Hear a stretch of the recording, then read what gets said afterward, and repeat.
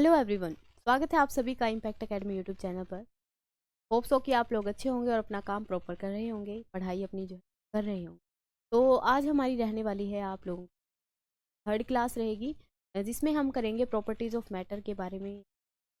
और इसके अंदर जो है न्यूमेरिकल पोर्शन को आज हम कवर करने वाले हैं। ठीक है, तो फटाफट से सभी जो है कनेक्ट हो जाएं, देन हम स्टार्ट करते हैं। होप सो कि ये जो है क्लासेस जो हो रही हैं अपनी, क्वेश्चंस यहाँ पे हो रहे हैं, ये अच्छे से आप लोग कवर कर पा रहे होंगे। ये जो सोल्यूशन है उनका वो अच्छे से समझ को आ रहा होगा। ठीक है, चलिए।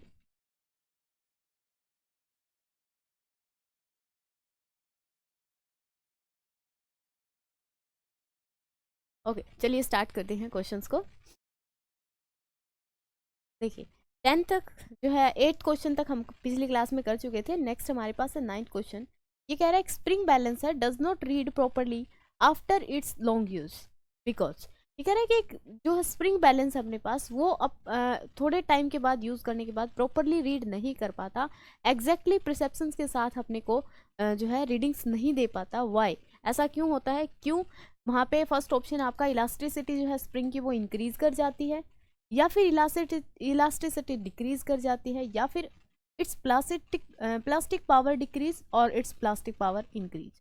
देखिए, अगर हम यहाँ पे स्प्रिंग बैलेंस की कर रहे हैं बात, तो स्प्रिंग बैलेंस के अंदर क्या होता है? हमारे पास एक स्प्रिंग है जिसको हम बार बार स्ट्रेच कर रहे हैं, बार बार उसको कंप्रेस कर रहे हैं। ठीक है, तो प्लास्टिसिटी की तो यहाँ पे बात ही नहीं होगी। इसकी बात नहीं करेंगे, प्लास्टिसिटी की बात नहीं करेंगे, क्योंकि plasticity is a property of a material due to which it does not regain its original configuration, original position, original size और shape। ठीक है, after removal of deforming force. ये जो क्या है, डिफॉर्मिंग फोर्स क्या होती है, रिस्टोरिंग फोर्स क्या होती है, या फिर जो यहाँ पे बात कर रहा है जैसे कि प्लास्टिसिटी, इलास्टिसिटी, ये मैं आप लोगों के साथ पिछली क्लास में डिस्कस कर चुकी हूँ। ठीक है ना। चलिए, तो यहाँ पे इलास्टिसिटी की हम बात करेंगे। इलास्टिसिटी को हम कैसे डिफाइन करते हैं? It is the property, it is the property of a material, किसी भी मटेरियल की वो property due to which it regain its original configuration। ठीक है, वो प्रॉपर्टी किसी भी मटेरियल की जिसके कारण वो क्या कर पाता है, अपनी ओरिजिनल कॉन्फ़िगरेशन को गेन कर पाता है। कब? आफ्टर रिमूवल ऑफ, ये भी लिखेंगे यहाँ पे, after removal of deforming force. ठीक है, डिफॉर्मिंग फोर्स को हटाने के बाद वो अपनी पोजीशन को कितना जल्दी रिगेन कर पाता है, इसी चीज को क्या बोला जाता है आपकी, ये this is the property that is known as the elasticity. क्या बोला जाता है इसको? इलास्टिसिटी बोला। ठीक है, तो यहाँ पे हम कहेंगे भी स्प्रिंग बैलेंस को अगर हम बार बार यूज करेंगे तो क्या होगा, वहाँ पे वो ज़्यादा कंप्रेस होगा, कभी वो एक्सपेंड करेगा। ठीक है, तो उसके कारण उसकी जो इलास्टिक प्रॉपर्टीज हैं वो क्या होती जाएंगी, लूज होती जाएंगी। ठीक है, इलास्टिक प्रॉपर्टी जो है लॉस करता जाएगा वो मटेरियल, और उसकी जो अपने आप को रिगेन करने की जो टेंडेंसी थी वो क्या होती जाएगी, खत्म होती जाएगी। दैट्स वाई यहाँ पे हम कहेंगे वो रीड प्रॉपरली नहीं कर पाएगा due to the decrease in the elastic property, और elasticity will decreasing down with the use, और we can say with the time. ठीक है, जैसे जैसे टाइम बढ़ेगा अपने पास क्या होगा, उसकी जो इलास्टिसिटी है, दैट इज जो उसकी इलास्टिक प्रॉपर्टीज हैं वो क्या होती जाएंगी, यहाँ पे कम होती जाएगी। And that's why this is not read properly the readings. ठीक है, okay, move to the next question. ये आई थिंक समझ में आया होगा। ठीक है, नेक्स्ट क्वेश्चन क्या कह रहा है? स्टील, ये है आपका steel, not stell, that is steel and copper wire of same length are stressed by a same weight one after the other. ठीक है जी, Young's modulus of steel and copper are given by this values. The ratio of the increase in length, हमें क्या बताना है यहाँ से, increase in length का रेशियो बताना। अच्छा, यहाँ पे अगर आप लोगों को याद हो तो हमने यंग्स मॉडुलस की बात की थी, and Young's modulus is nothing but it is the ratio of stress and strain. Longitudinal strain है, और यहाँ पे नॉर्मल स्ट्रेस की अगर हम बात कर रहे हैं, तो यहाँ पे आपका जो स्ट्रेन है वो स्ट्रेस सॉरी वो होता है force per unit area, and longitudinal strain यहाँ पे होगा तो लेंथ में change with the original length, that is the longitudinal strain. ठीक है, क्या करना है अपने को, इंक्रीज इन लेंथ, जो लेंथ में इंक्रीज आया है उनका रेशियो निकालना है। ये अगर यंग्स मॉडुलस है तो देखो चेंज इन लेंथ की वैल्यू ये है हमारे पास डेल्टा एल। यहाँ से आप कैलकुलेट आउट करोगे। अभी अपना जो कलर हमने बनाया था वो कहाँ गया, ठीक है। तो यहाँ से अगर हम बात करते हैं, ये हमारे पास बन गया फॉर्मूला। डेल्टा एल की वैल्यू यहाँ से निकालो। डेल्टा एल किसके इक्वल आएगा, एफ वाई में ए, यहाँ पे आ जाएगा वाई इंटू में ये जो एल है ये ऊपर, ये बना, यही बना, ठीक है। Delta L one ratio delta L two किसके इक्वल आएगा, F one L one divided by A one Y one, और यहाँ पे आ जाएगा F2L2। अभी बताऊंगी ये A2 A1 क्या चीज़ है हमारे पास, ठीक है। यहाँ पे हम 1 यूज़ कर रहे हैं for using the steel, steel के लिए हम 1 यूज़ कर रहे हैं एंड 2 यूज़ कर रहे हैं हम कॉपर के लिए। तो यहाँ पे आप कॉपर और स्टील भी लिख सकते हो या 1:2 की फॉर्म में, जैसे हम रेशो करते हैं सिंपल वैसे भी, ठीक है। क्या क्या यहाँ पे गिवन है, ये कह रहा है कि दोनों की स्टील एंड कॉपर का जो वायर है उनकी लेंथ दोनों की सेम है, यानी कि L1 इक्वल है L2 की। एक तो ये चीज गिवन है, ये क्या है हमारे पास गिवन जो चीजें। अच्छा, दूसरा are stretch by a same weight on after the another, Young's modulus y1 is what, that is equal to 2 × 10⁻11 newton per metre square, and for steel sorry, this is for steel and this is for copper, that is y2 is your 1.2 × 10⁻11 newton पर, ठीक है जी। Ratio बताना है length का, okay. तो सारी ये जो वैल्यूज यहाँ पे हमने यूज की है सभी को यहाँ पे पुट कर देंगे। पुट अगर कर देंगे तो क्या बनेगा, यहाँ से देखो एरिया की यहाँ पे बात नहीं की गई है, अगर सेम लेंथ है यानी कि सेम हम डायमेंशन यहाँ से मान के चलेंगे तो A1 भी मेरा किसके इक्वल आएगा, A2 के इक्वल आएगा, कोई बात वहाँ पे क्वेश्चन में नहीं की, ठीक है ना। चलिए अब क्या होगा आपका, यहाँ से देखेंगे F1 F2 के इक्वल है, सेम वेट अगर वो लटका रहे हैं, सेम वेट यानी कि फोर्स ऑफ ग्रेविटी लग रही है वहाँ पे, सेम फोर्सेज लगेंगी तो F1 equal to F2 that's why cancel out, A1 equal to A2 that's why cancel out, L1 equal to L2। तो हमारे पास बचा क्या, ये Y2 ऊपर जाएगा, Y2 नीचे बचेगा Y1। तो जस्ट यहाँ पे वैल्यूज हमें पुट करनी है किसकी, Y2 एंड Y1 की। Y1 की Y2 की वैल्यू कितनी है अपनी, y2 is 1.2 into 10⁻11 और y1 is your 2 into 10⁻11, 10⁻11 से 11 कैंसिल, ये बचेगा कितना 12/20, 12/20 दैट इज ये बचेगा आपके पास 3/5, 4 पे अगर कैंसिल आउट करते हो तो कितना बचेगा 3/5। कौन सा ऑप्शन यहाँ पे मैच कर रहा है आपका 3/5, that is your option B will be the correct, B आपका क्या रहेगा यहाँ पे करेक्ट ऑप्शन रहेगा। समझ आई बात, ठीक है। नोट करेंगे क्वेश्चन को, और किसी को भी कोई अगर डाउट यहाँ पे आ रहा है तो वो पूछ सकते।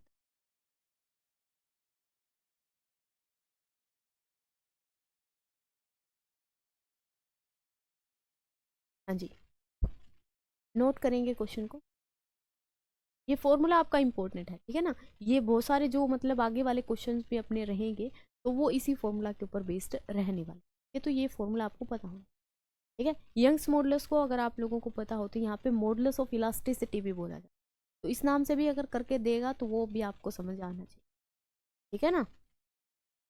यहाँ तक क्लियर है सभी को, हाँ जी बताइए, यहाँ तक सभी को क्लियर है,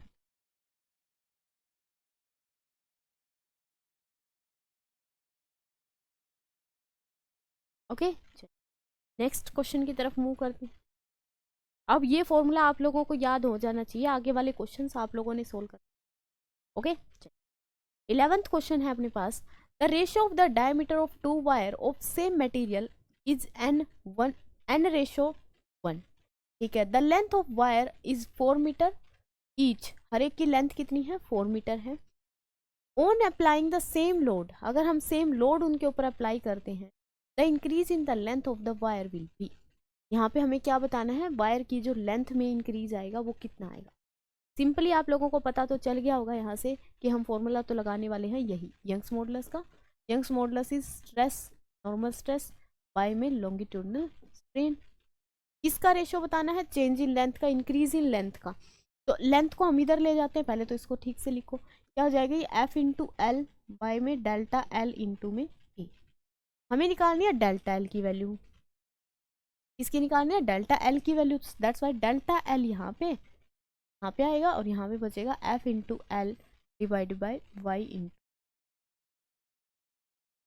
यही बचा। ठीक है, अब हम यहाँ पे देख लेते हैं कि गिवन क्या क्या है क्वेश्चन में गिवन क्या क्या। Firstly given that ratio of the diameter of wire same material है, इसका मतलब इनका जो यंग्स मॉडुलस है वो क्या मिलेगा, इक्वल मिलेगा। That is for one wire and that is for two wire the Young's modulus will be equal, क्योंकि मटेरियल सेम है। देखो ये जो यंग्स मॉडुलस है ना, बेसिकली ये डिपेंड करता है मटेरियल की प्रॉपर्टी के ऊपर, या हम कह सकते हैं नेचर ऑफ मटेरियल के ऊपर डिपेंड करता है, डायमेंशंस पे डिपेंड नहीं करता। ठीक है ना, डायमेंशन पे डिपेंड नहीं करता। जैसे रजिस्टिविटी है आपकी, डायमेंशन पे डिपेंड नहीं करती, वो डिपेंड करती है टेम्परेचर या फिर नेचर ऑफ मटेरियल।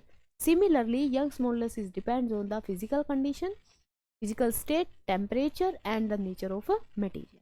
याद रखना ये, ठीक है। सेम मटेरियल की बोला है तो हमारे पास यंग्स मॉडुलस दोनों के लिए क्या आ जाएगा, सेम आ जाएगा।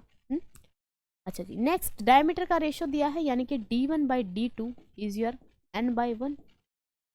Length of wire is 4 metre, यानी कि दोनों की लेंथ L1 L2 दोनों की कितनी है, बराबर है, और वो कितने के बराबर है, 4 मीटर के बराबर। ठीक है, अप्लाइंग द सेम लोड अगर हमने लगाया इसका मतलब फोर्स भी सेम अप्लाई किए दोनों के ऊपर। इंक्रीज इन लेंथ हमें बताना, ये सारा सिस्टम आपके पास गिवन है। इसमें पुट करके मेरे को बताओ कि यहाँ पे जो आंसर बनेगा क्या बनेगा। विजिबल है ना question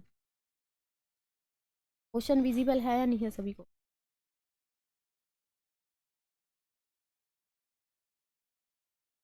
okay,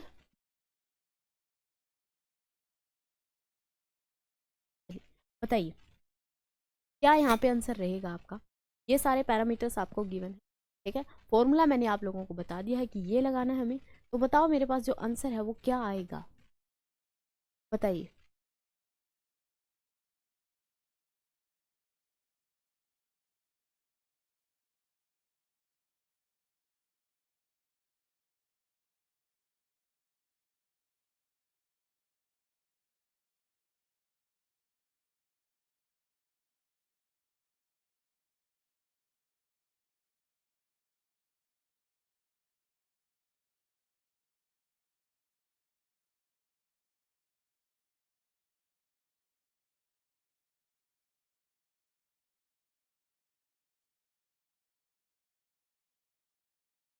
yes, what is your answer. देखो आंसर यहाँ पे क्या आ रहा होगा आपका, यहाँ पे अगर देखते हैं डायमीटर का रेशियो ये है, तो कल भी जैसे हमारे पास एक क्वेश्चन था जिसमें डायमीटर का रेशियो गिवन था, है ना, डायमीटर का रेशियो गिवन था, रेडियस का रेशियो भी क्या आएगा, सेम आएगा, बिकॉज जो कॉमन पार्ट है वो तो कट ही जाएगा यहाँ से। रेडियस का रेशियो भी कितना आएगा, n/1।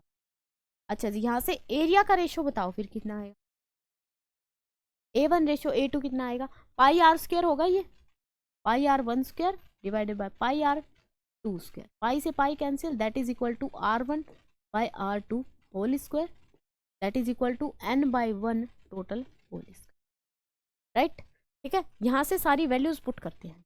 चलिए वैल्यूज अगर पुट करते हैं क्या होगा, यहाँ पे डेल्टा L1 बाई में डेल्टा L2 सेम बनेगा, F1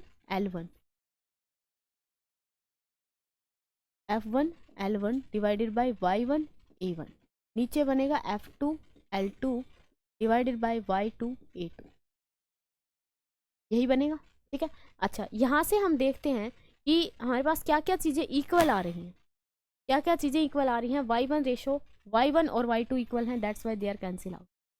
दूसरा यहाँ पे फोर्सेस भी इक्वल हैं, दोनों फोर्सेस इक्वल हैं तो ये भी कैंसिल आउट, और यहाँ पे लेंथ भी इक्वल है, ये भी क्या हो जाएगी, कैंसिल आउट हो जाएगी। क्या बचा मेरे पास, यहाँ से बचेगा A2 बाई में A1। अब ये A2 बाई A1 है तो मैं इसको ऐसे भी लिख सकती हूँ A1 बाई A2, बिकॉज हमारे पास रेशो ये है, रेशो ये वाला है। A1 बाई A2 कितना है, n स्क्वायर,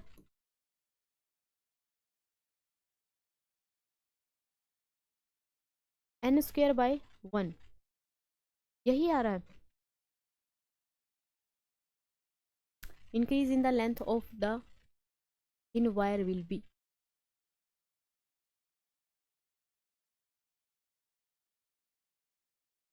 हाँ ठीक है, चलो यहाँ से क्या आ जाएगा, एन स्क्वायर बाय 1 स्क्वायर, तो ये क्या आ जाएगा 1/n², ना आ जाएगा 1/n²।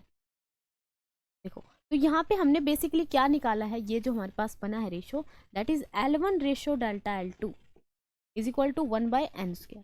हमें क्या बताना था, इंक्रीज कितना है, यानी कि सेकेंड टाइम जो हमारे पास बनी है लेंथ वो कितनी आई है, यही बताना था।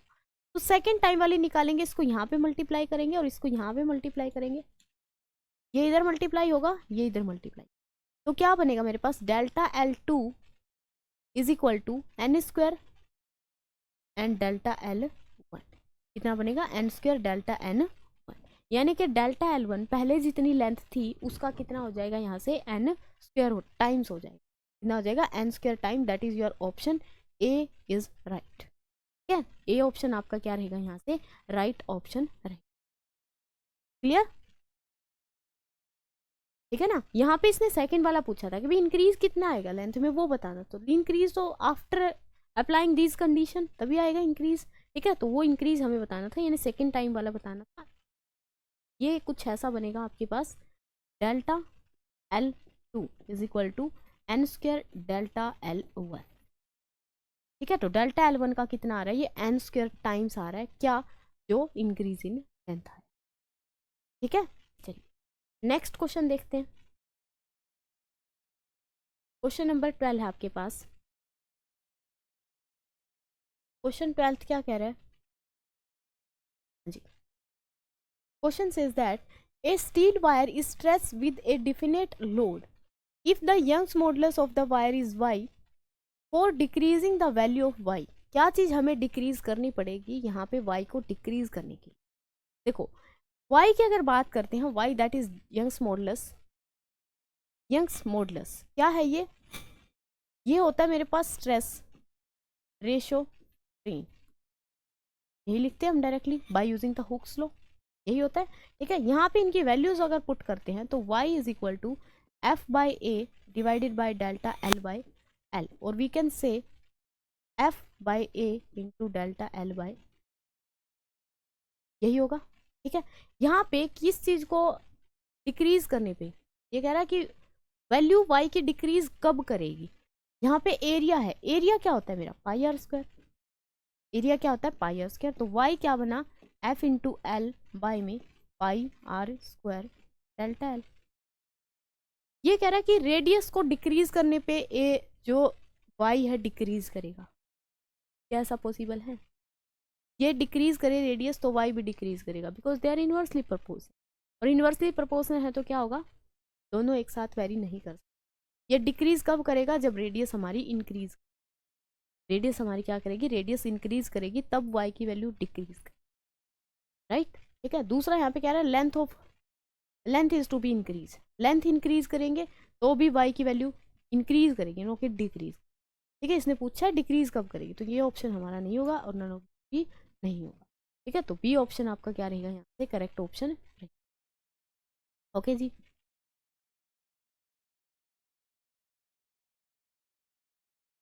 समझ आई बात यहाँ तक। ठीक है, चलिए move to the next question 13, the elastic limit for gas, gas के लिए यहाँ पे इलास्टिक लिमिट क्या होगी, एग्जिस्ट करेगी इलास्टिक लिमिट गैस के लिए, या फिर exist only at absolute zero, absolute zero means at absolute zero temperature, या फिर एग्जिस्ट करेगी फॉर ए परफेक्ट गैस, या फिर एग्जिस्ट नहीं करेगी। देखो इलास्टिक लिमिट का मतलब क्या होता है, elastic limit is a point और we can say it is a limit boundation, आप जब हम किसी भी बॉडी को क्या करते हैं, स्ट्रेच करते हैं, स्ट्रेस उसके ऊपर लगाते हैं, स्ट्रेन अगर उसके अंदर लेके आते हैं, तो क्या होगा, उसकी एक पॉइंट आएगा जहाँ पे जाके वो अपनी पोजीशन को रिगेन नहीं कर पाएगी और वो टूट जाएगी, उसको बोलते हैं इलास्टिक लिमिट या इलास्टिक फटीग बोला है ना। तो यहाँ पे किस की बात कर रहे हैं, ये गैसेस की, तो गैस के लिए क्या कोई ऐसी लिमिट है, उसको उसके अंदर क्या है, van der Waals force of attraction, that's why इसको हम कितना भी एक्सपेंड करवा सकते हैं। तो यहाँ पे हम बोलेंगे कि इलास्टिक लिमिट गैस के लिए नहीं होती।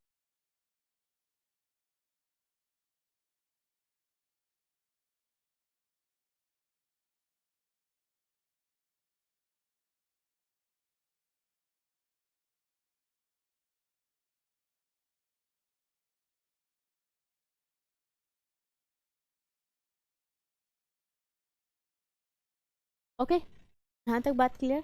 ठीक है, तो क्या होगा यहाँ पे हमारे पास गैस के लिए कोई भी इलास्टिक लिमिट एग्जिस्ट नहीं करेगी। बात क्लियर है सभी को? ठीक है ना, याद रखना ये चीज़, डायरेक्टली हमारे पास थ्योरी का क्वेश्चन। चलिए नेक्स्ट क्वेश्चन है,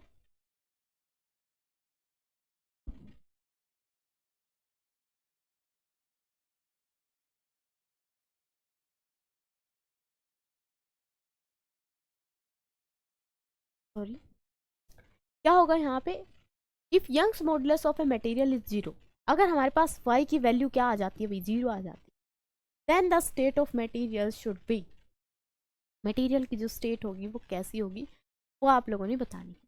Young's modulus of material is zero, then the state of material should be, क्या होगा यहाँ पे, मटेरियल की स्टेट क्या होगी, यानी कि वो सॉलिड होगा या फिर वो गैसेज होगा या फिर सॉलिड बट पाउडर फॉर्म में होगा या फिर कोई भी यहाँ पे नहीं। Just wait for 1 second.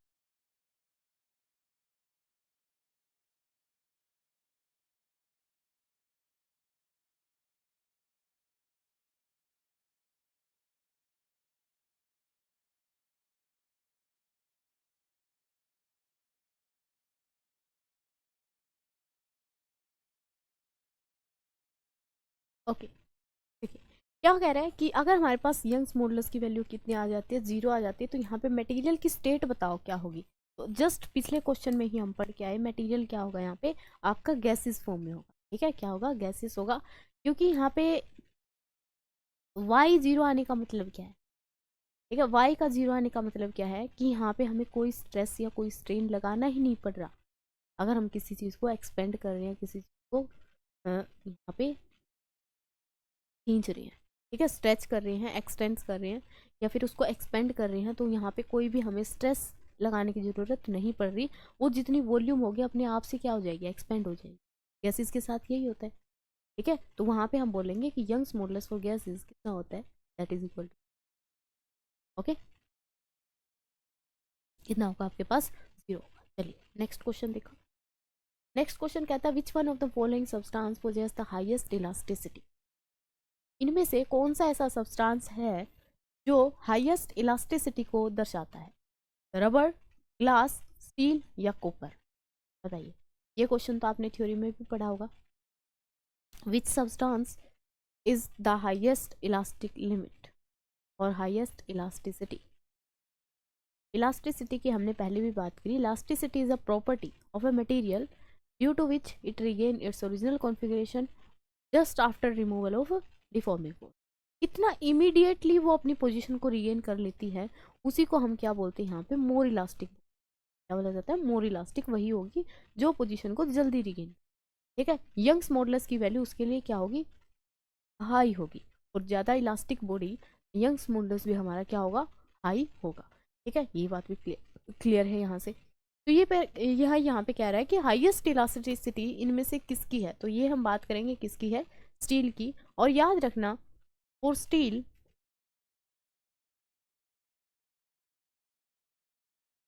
Steel Young's modulus of elasticity is high. क्या होगा, हाई वैल्यू होगी इसकी, हाई होगा। ठीक है, लार्ज होगा वी कैन से। ओके, तो यहाँ से याद रखना मोर इलास्टिक बॉडी, रबर से भी ज़्यादा इलास्टिक, क्योंकि देखो रबर में और इसमें अगर हम कंपैरिजन करते हैं तो सेम स्ट्रेस के साथ मैंने स्टील को खींचा, सेम स्ट्रेस के साथ मैंने रबर को खींचा। अब रबर क्या होगा, ज़्यादा एक्सपेंड करेगा और उसको कॉन्फ़िगरेशन वापस रीगेन करने के लिए भी टाइम चाहिए। ठीक है, टाइम कुछ ना कुछ लेगा वहाँ पे वो। और यहाँ पे अगर देखें स्टील के केस में वो उससे पहले क्या कर जाएगा, अपनी पोजीशन को रिगेन कर जाएगा। दैट्स वाई हम बोलेंगे कि इलास्टिसिटी फॉर स्टील क्या है, ज़्यादा है as compare to the rubber. ठीक है जी, ओके, क्लियर है यहाँ तक की बात। ठीक है, चलिए तो बाकी के जो क्वेश्चंस है वो हम नेक्स्ट क्लास में यहाँ पे करेंगे। ठीक है, तब तक के लिए अपना ध्यान रखें और पढ़ते रहें। Thank you so much for watching video. ठीक है जी, चलिए मिलते हैं नेक्स्ट क्लास में with the new question. Okay.